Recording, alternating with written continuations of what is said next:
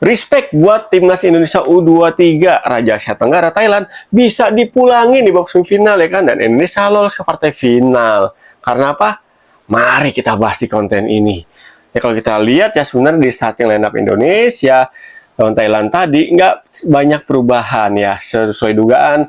Tony Firmansyah nggak bisa main karena cedera, Arkan Fikri juga belum pulih 100%, sehingga Coach Gerald nggak berani ambil risiko mainin Arkan Fikri. Dan di tengah tadi diisi sama duet Dion sama Robby Darwish.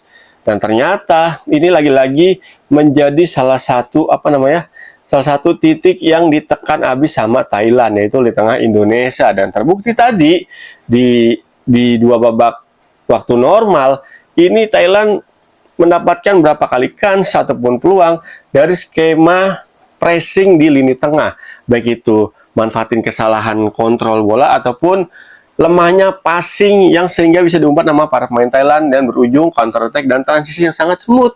Berapa kali gawang Ardiansyah itu berbahaya, untung aja di belakang kita tetap fokus dan kiper Ardiansyah tampil cukup oke ketika gawang Indonesia terancam. Walaupun tadi Ardiansyah bikin satu kesalahan yang hampir berujung gol, untung aja Buffon masih bisa motong ya kan, tuh peluang dari pemain Thailand nomor punggung 12 kalau nggak salah tuh ya kan.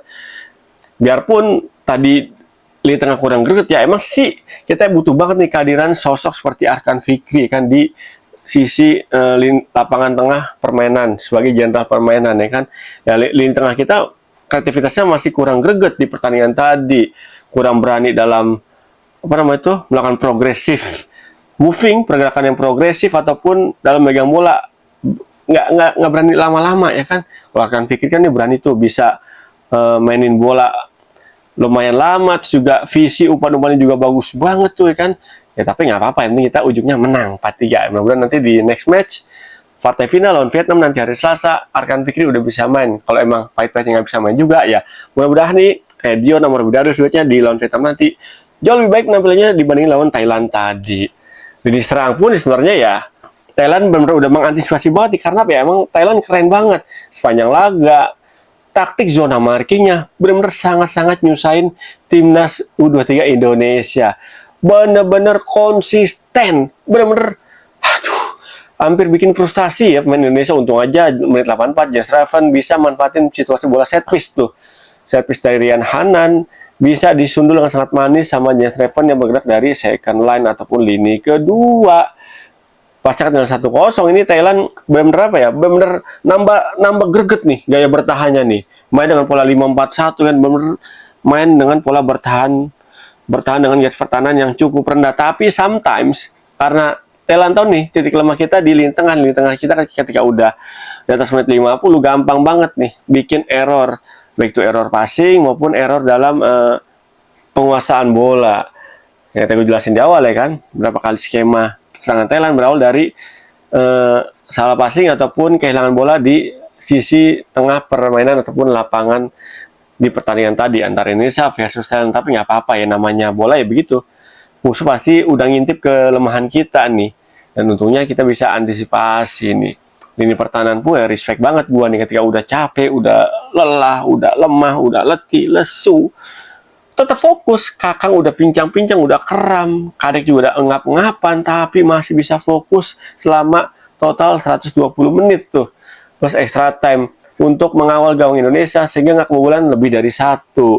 Dan untungnya lagi tadi ya, si Thailand nih benar-benar apalagi di extra time babak kedua ini benar-benar Thailand luar biasa banget. Cukup mengejutkan sih gue, karena Thailand bakal tetap dengan main gaya sama. Ternyata Thailand di babak kedua ini benar-benar main agak sedikit ngotot, lebih tinggi intensitas serangannya. Tapi lagi-lagi itu dia, untungnya para pemain kita nih biar selain main bertahan ya, tengah, depan bisa lebih compact dalam melakukan menjaga pergerakan main Thailand di sisi seperti akhir pertahanan Indonesia sendiri. Biarpun beberapa kali tetap lolos ya, tapi itu dia lagi-lagi ketika fisik udah sama lelah, untungnya aja jadi peluang-peluang Thailand jadi kurang maksimal. Ditambah lagi penyelamatan Ardiansyah berapa kali itu benar-benar menjadi poin penting, kartu truf bagi Indonesia untuk meraih kemenangan di babak semifinal tadi. Jens Raven pun udah pincang-pincang ya kan, udah jingke-jingke bahasanya tuh kan.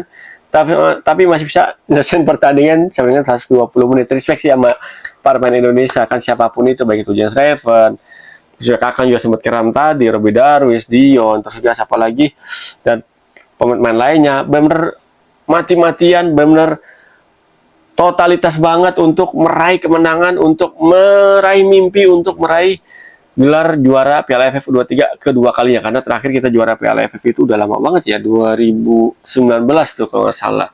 Dan di tahun 2023 kita quarter final juga tuh dan ketemu Vietnam dan kalah.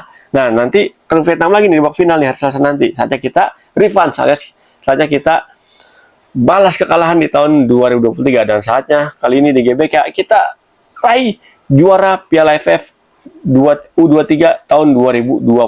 Jangan bosan-bosan untuk dukung terus permainan timnas Indonesia. Jangan pernah kendor apapun laga yang dijalani sama timnas Indonesia. Dan jangan kendor juga untuk support channel YouTube gua dengan cara nonton, like, subscribe, komen, dan share. Jangan bosan-bosan ya. Dan thank you banget yang udah setia nontonin channel YouTube gua. Saatnya gua pamit. Ketemu lagi bersama gue Irwan Chan di konten Pundit Abang berikutnya. Salam olah bola.